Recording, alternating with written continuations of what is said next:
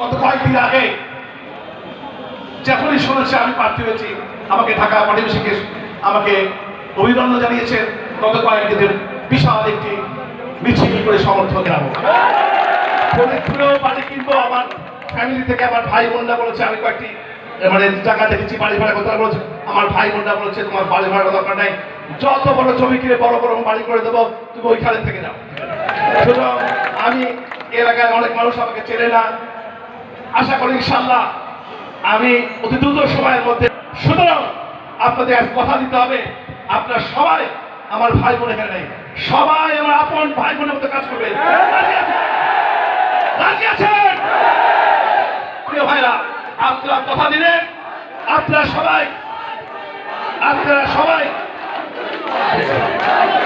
Please আপনারা সবাই কথা দিলেন, আপনারা ভাই বোনের মতো আমার পাশে থাকবেন।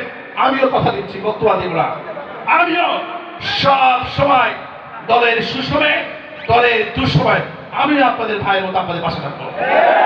বিগত 15.5 বছরে আমাদের ভাইরা